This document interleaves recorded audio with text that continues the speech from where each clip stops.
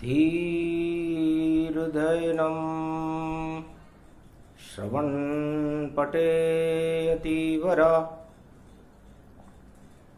महावाक्य जनार्दन सच्चिदानंद त्वं शरणं ब्रजेश यादवेन्द्रं दयादाता पुंडरीक्षा क्षीरसागर शयनं कमलनयनं नमस्तुते नमामि श्रीहरि। धैर्य से जिसको धारण किया जाता है, कर्णपटुओं से जिनका पान किया जाता है, ऐसे सच्चिदानंद भगवान श्री यादवेंद्र सरकार को मैं नित्य ही चिंतन करता हूँ, नमन करता हूँ। जिनको नमन करने से मंगल आदि मंगल तो हो ही जाते हैं, साथ ही में बहुत बड़ा बल मिलता है मनुष्यों को। वाणी ब्रह्माणी करो वाणी पर नितवास, राम कथा वर्णन करूं पूर्ण कर मां आस। शिव त्रिपुरारी कृपा तुम्हारी, जेठ मास रोहिणी है सारी। तप गई देखो सूर्य दृष्टि से, रोहिणी सारी तपी हमारी। तो पाप तप गए पुण्य तप गए, और तप गया सब संसार, और रोहिणी तप रही और फिर भी है महामारी। भगवान शंकर से उमा जी ने पूछा, महाराज ज्येष्ठ का महीना है, मंगलवार है, और कलयुग में रोहिणी तप रही है, और खाने को दाना नहीं है, और आप भोले शंकर हो, तो आएगा रावण दान मांगने, क्योंकि कैलाश उठाएगा। और जैसे तप जाएगी रोहिणी कलयुग में, वैसे भक्ति तपाएगा। तो जब तपेगी रोहिणी में भक्ति, और रावण हर्षित हो जाएगा। और जब कृपा आपकी होएगी, तो दान की लंका ले जाएगा। तो धन्य धन्य ये रोहिणी, जहां भक्ति तपे तमाम। पर दानव वंश में रावण भी आया कैलाश के धाम। रोहिणी ने तो तप का संकल्प उठाया, धर्म की ध्वजा उठाई, और रावण ने तो अपने अहंकार से गुरु को ही उठा लिया। तो इसे कहते हैं उल्टी बुद्धि। लेकिन चूंकि भगवान को उठाया था, किसी लक्ष्मी को नहीं उठाया, इसलिए भगवान ने, भोले ने प्रसन्न होकर और दिया लंका का दान। अरे रावण ये तो दान की लंका है, मत करना अभिमान। तो लंका दो तरह से बनती है, दान से लंका त्रेता में बनी थी, और मतदान से लंका कलयुग में बनती है दोनों ही दान। अब वो दान लेने वाला यदि रावण नीति को अपनाए तो वो लंका जल जाती है, और राम नीति को अपनाए तो वो लंका नहीं, वह तो नंदन कानन बन जाता, और स्वर्ग वहां बन जाता है। और कोई भी देव उस लंका को फिर नहीं जलाने पाता है। तो पार्वती जी ने पूछा, महाराज आज मंगलवार का दिन है, तो जय हनुमंत महाबलधारी, और किधर जाओगे गदा के धारी। तुम जाओगे रावण के साथ या राम के साथ तुम जाओगे? अरे मंगलवार है रोहिणी बजरंग, क्या हमको कुछ बतलाओगे? तो बानर बुद्धि हनुमान की और बोल कड़े हनुमान, जिधर जाएंगे राम जी उधर जाए हनुमान। है माता, मैं तो जिधर राम जी जाएंगे उधर जाऊंगा। धन्य धन्य तेरी मात को, बोली उमा महतारी, अरे जिधर जाएंगे राम जी उधर जाए गदाधारी। तो गदाधारी हनुमान जी राम जी के पीछे जाएंगे। धन्य है तेरी माता को।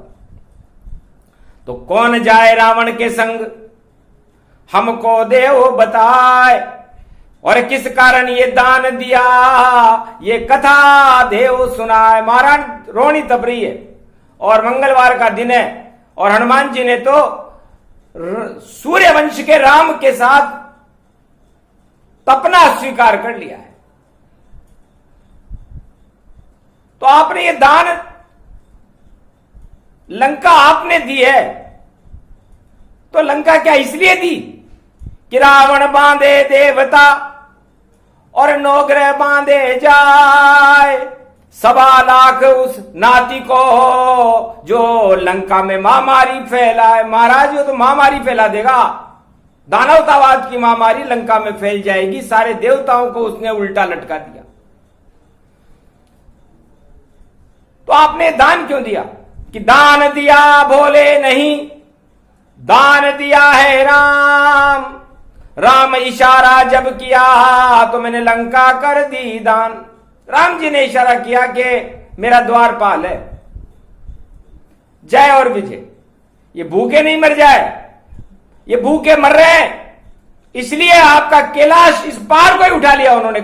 इतनी भूख है, तो इतनी सारी भूख है, लिया कैलाश उठाए इस सारी भूख को, और भोले देव बुझाए।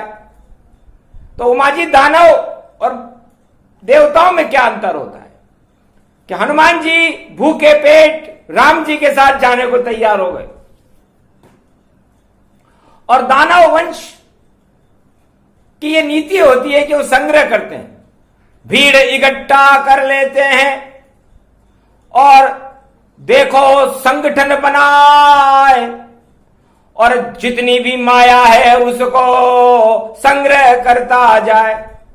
तो कैलाश उठाने की भूख को रावण पूरी करेगा लंका में, तो जितनी भी माया जगत में उसको ले लंका में जाए, और जितने भी हैं देवता उनको उल्टा लटकाए, सारे देवताओं को उल्टा लटका लेगा, और फिर भी उसकी भूख समाप्त नहीं होगी। तो नारायण अर्धांगनी और सीता उसको जान, और पंचवटी से चोरी करके लाए लंका में मान। तो जिस दिन ऐसा होगा, अभी तो वो लंका है उमा जी, ल का मतलब होता है वो अभी लय है, और का मतलब होता है काम क्रोध मद लोभ से अभी है रावण दूर, और जिस दिन घमंड आ जाएगा लंका चकनाचूर। उस दिन लंका चकनाचूर होगी जब अर्धांगनी मेरे इष्ट देव की पंचवटी से चुराएगा। उस दिन लंका उल्टी होगी और काल उसका आ जाएगा, काल उसका आ जाएगा।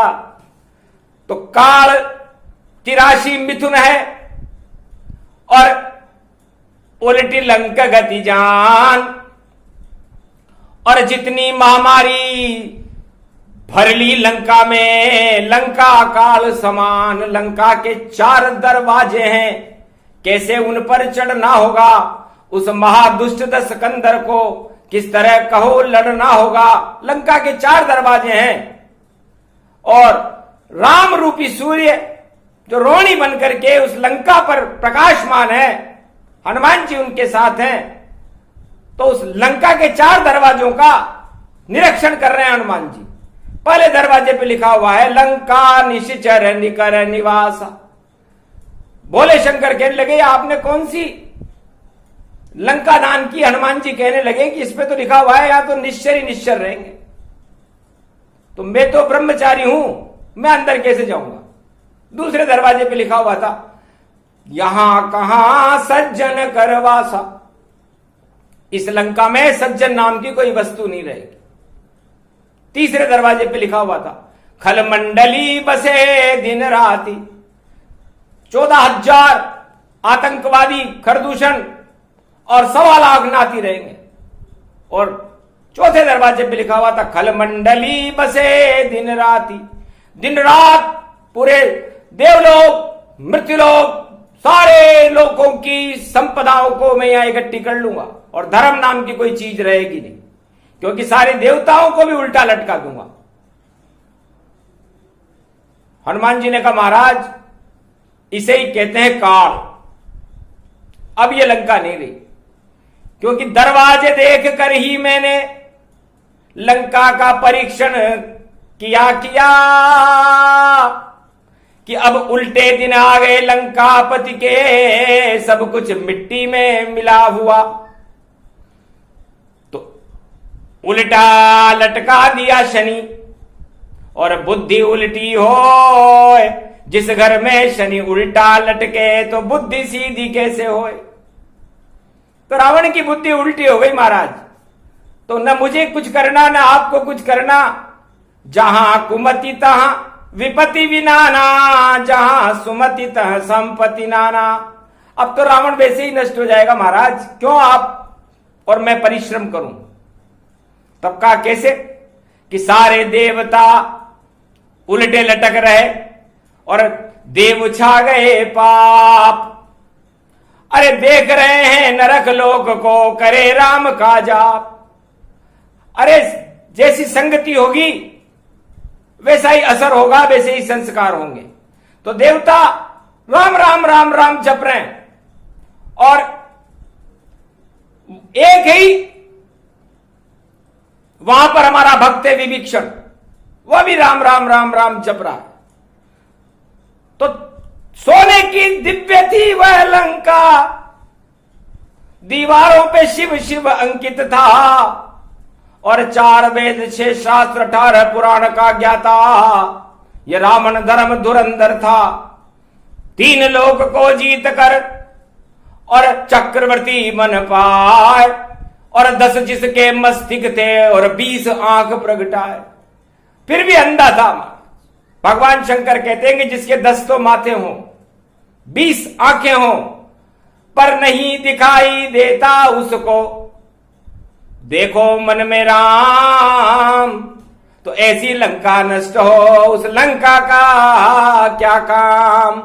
तो हनुमान जी ने, भगवान शंकर ने और भगवान राम ने यह निर्णय किया कि चोरी हो गई लक्ष्मी देखो, और अशोक वाटिका जाइए,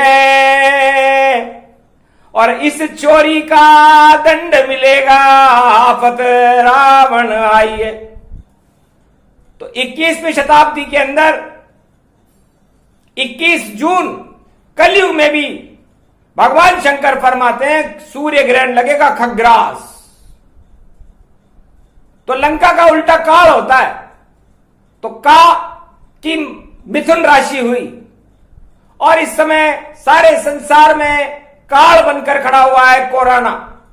तो कोरोना की भी मिथुन राशि हुई। तो ग्रहण लगे 21 जून को, रविवार पड़ जाएगा, और राम नाम का सूरज देखो फिर से उदय हो जाएगा। और हनुमान तो आज ही उदय हो गए जान, अरे रोहिणी में तप रहे महावीर हनुमान। तो राम जी तो उदय होंगे 21 जून को 21वीं शताब्दी कलयुग में, और हनुमान जी मंगलवार रोहिणी में ही उदय हो गए। तो ये खग्रास सूर्य ग्रहण मिथुन राशि पर पड़ेगा। तो जो भी काले कर्म करने वाले लोग हैं, कोरोना फैलाने वाले लोग हैं, कोरोना खुद भी एक महामारी है, तो ये क नाम के कुकर्म करने वाले लोगों पर यह ग्रहण पड़ रहा है। तो 4 राशियां इससे प्रभावित होंगी। पहली राशि मिथुन है, दूसरी वृश्चिक जान, और तीसरी राशि देखो मीन है, और चौथी कर्क ही मान। तो कर्क राशि और कर्क लग्न में भगवान राम का जन्म हुआ है। तो लंका उल्टी होएगी, बना काल ये ग्रहण, इसलिए काले कर्म मत करना ग्रहण वरना लग जाएगा ग्रहण। तो दान की लंका और मतदान की लंका में ग्रहण लगेंगे। तो सोचो कितना अद्भुत है संयोग, और शिवजी खुद ही सुनाते हैं, और त्रेता और कलयुग की बातें मिलाकर दोनों बताते हैं। तो ग्रहण लगते ही सन्नाटा और जगत में छाए, और नारायण खुद रथ में बैठकर रथ यात्रा में आए, और ग्रहण के 2 दिन बाद रथ यात्रा पड़ेगी। तो विजय रथ है राम जी का, और विजयेश्वरी हाथ होगी, और भारत बन जाए जगत गुरु, और अवध शक्ति सीता होगी। तो लंका से रथ में बैठकर और स्वयं की धरती आए, और जहां जन्मे राम जीव अयोध्या कहलाए। तो विजय रथ लेकर के अयोध्या में ग्रहण पड़ने के 2 दिन बाद राम और सीता पुष्पक विमान के रथ में बैठ करके भारत में प्रवेश करेंगे। ये शुभ मुहूर्त है, उस दिन पुष्य नक्षत्र होगा।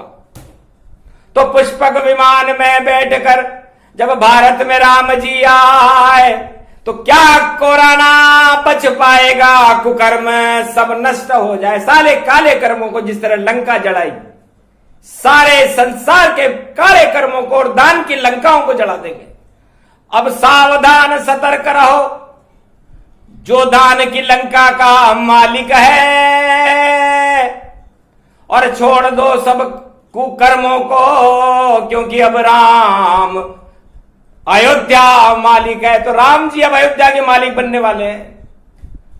कल की अवतार होगा 21वीं शताब्दी में, तो नेतृत्व होगा कल की का, अब उसे रोक नहीं कोई पावेगा। अरे थोड़े से दिन ही बाकी हैं, और तेरी लंका हनुमान जलावेगा। रखते हो अगर अकल रावण, तो यही इशारा काफी है, और ग्रहण पड़ने से पहले ही, और तेरी लंका जलने में 2-4 दिवस ही बाकी है। तो 2-4 दिवस तू कर ले जितना चाहे घमंड, और तेरी लंका में आएगा त्रिलोकी का ब्रह्मांड। भगवान शंकर उमा जी से कहते हैं कि त्रिलोकीनाथ ब्रह्मांड बन करके और उसके सारे घमंड को चूर कर देंगे, और एक गदा वो खाएगा, और खाएगा वो लात मारी उसने विभीषण को, और रावण खा गया मात। तो विभीषण के लात मार करके, और रावण ने बहुत बड़ी गलती कर दी, क्योंकि दान की लंका थी उसकी, और सम्राट शिव ने बनाया था, पर लात मार दी भाई के उसने, और उसको शरण राम पहुंचाया था कि जा शरणागत हो जा तू, नहीं मिले लंक का राज। अरे तू तो राष्ट्र विरोधी है, तेरा लंका में क्या काम। उसे राष्ट्र विरोधी बना दिया जो राम समर्थक था। तो चुपचाप लात खाकर विभीषण, और देखो लंका से सागर तट पर पहुंच गया, और शरण राम की हुआ हो जब, तो राज तिलक वह हो ही गया। तो राजा बना दिया राम ने, और उसे लंक महाराज, और उधर अंगद ने और रख दिया अपना पांव। तो हनुमान ने लंक जला डाली, और शनि को सीधा कर डाला। जब शनि ने दृष्टि डाली लंका पे तो लंका को काला कर डाला। रावण बुद्धि 1.25 लाख बुद्धि 14,000 तन पाए, सारी उल्टी हो गई और शनि कृपा हो ही जाए। तो रावण पर भगवान शंकर की कृपा हट गई और शनि की कृपा हो गई। शिव जी भी निकले वहां पार्वती के संग, अरे तेरा राज ताज गिरेगा, लंका होएगी भंग। क्योंकि लंका में जब तक हम रहते थे तब तक तो पुण्य ही करता था, पर चोरी कर ली सीता की तो पुण्य सभी यहां जलता था। तो सारे पुण्य तेरे जल गए और जला दिया हनुमान। और अंगद ने जब पांव रखा तो उठा नहीं रावण तमाम। तेरे सारे योद्धा एक बंदर के आगे झुक गए। अभी तो राम जी आए ही नहीं और युद्ध का फैसला हो गया कि नहीं उठा तेरे योद्धाओं से ये अंगद का पांव। अरे चौकीदार का पांव है, लगा दिया था दाव। सुग्रीव ने भी दाव लगा दिया था वहां पर। सुग्रीव अंगद उसका युवराज था तो उसने भेजा था सुग्रीव ने। तो उठा नहीं जब पांव तो सब योद्धा घबराए। सीता दाव पर लग गई, जो पांव उठाए तो सीता हार जाए। दाव लग गया। तो राजनीति में दाव लगते हैं। तो राम लखन हनुमान सब चक्कर खा गए भाई। अरे कैसा भेजा दूत ये जो सीता दाव लगाए। तो राजनीति में कलयुग में भी लोग दाव लगाएंगे और सीता दाव पर लगती है हमेशा। महाभारत में द्रौपदी दाव पर लगी थी। तो ये दाव लगने की परंपरा राजनीति में होती है। तो सुग्रीव चूंकि पंपापुर के युवराज थे तो उन्होंने भी राजनीतिक दाव खेल लिया कि जो भी उठाए पांव ये फैसला उसमें होए। पर मन ही मन में राम को और जपने लगा तन दो। दाव लगाने के बाद वो घबरा गया कि कहीं हार नहीं जाऊं, चुनाव में मेरी हार नहीं हो जाए। तो मन में मन जपने लगा देखो राम का नाम। इतने में ही आ गए मच्छर बन हनुमान। उसके पांव पर हनुमान जी मच्छर बनकर बैठ गए और अतुलित बल लगा दिया उसके पांव। और लक्ष्मण पहुंचे शेषनाग बन आटा लगाया 3 और कोई देख नहीं पाया ये राम कृपा लवलीन। इतनी कृपा राम जी ने करी। इसलिए राजनीति में दाव सोच समझकर लगाना चाहिए। उठा नहीं जब पांव तो रावण गया घबराए। जीत गए वहां राम जी और बंदर दिया हंसाए। हनुमान जी और लक्ष्मण जी ने राम की कृपा से उसके पांव को हिलने भी नहीं दिया। पर शंका थी उसको, क्योंकि राजनीतिज्ञों को शंका होती है चुनाव नहीं हार जाए। तो उसने सोचा जब रावण उठा जब वो पांव उठाने तो अंगद गया वहां घबराने। अंगद ने सोचा कि इसने कैलाश उठा लिया है, हो सकता है ये मेरा पांव उठा दे। तो पांव खींच लिया शंका से और खड़ा रहा चुपचाप। अरे कैसे तुम सम्राट हो जो पांव उठा दे, आपको शर्म नहीं आती? दूतों के पांव उठाने में नृपनीति मनाई करती है।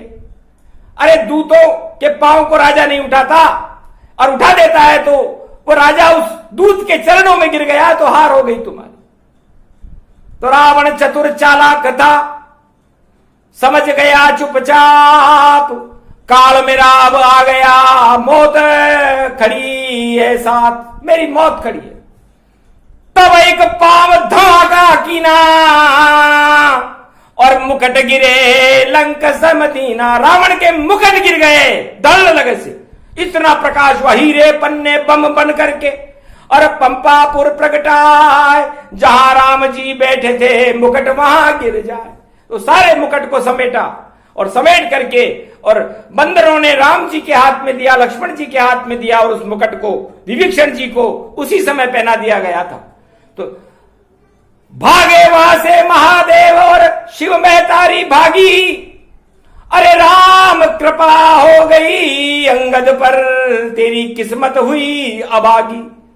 ये तो काल है लंका, अब यहां शिव जी रह नहीं पाएंगे और तेरा काल आ जाएगा रावण, तुझे त्रिलोक की कोई शक्ति नहीं बचाएंगे। तो इस तरह राज और ताज एक बंदर ने गिरा दिया था, इतना शक्तिशाली होती है भारत और राम जी की ताकत। ऐसा फैसला चारों युगों में महाभारत में भी कृष्ण नहीं करा सके, जो फैसला बिना युद्ध के अंगद ने करवा दिया था। मुकुट भी गिरा दिया, सारी सेना को भी हरवा दिया, सीता को भी दांव पे लगा दिया। तो इसे कहते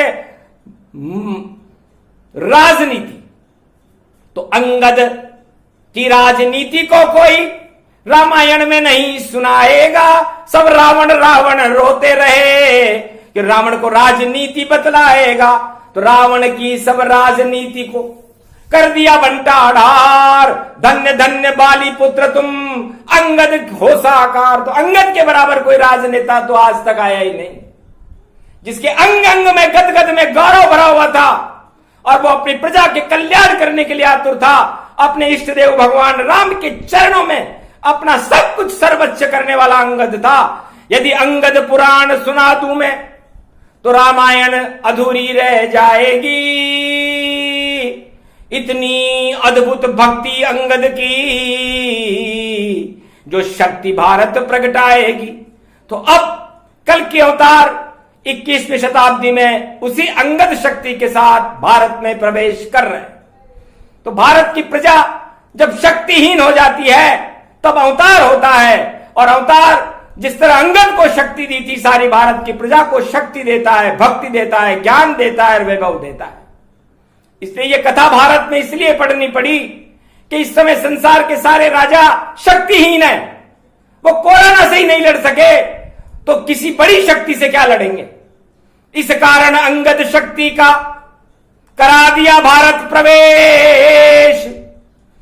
अरे 21वीं शताब्दी में कल के अवतार के नेतृत्व में भारत बने नरेश।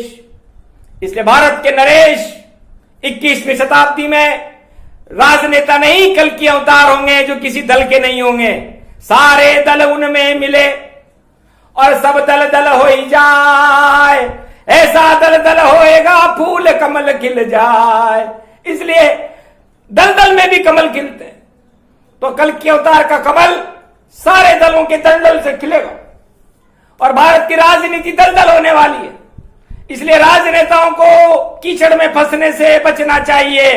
ये निर्देश शिव ने दीना और ये प्रसंग अंगद तन की ना। शेपक छोड़ बनो पुनियागे, अब तो राम रमापति जागे। तो रोहिणी में ही हार हो गई, लंका पति की हार।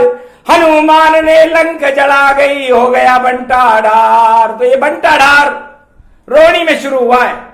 तो अब ये किस किस का बंटाढार करे, ये भविष्य के गर्भ में है, भगवान की इच्छा पर है। क्योंकि होगा वही जो राम रचि राखा, और क्यों करी तर्क बड़ा वही साखा।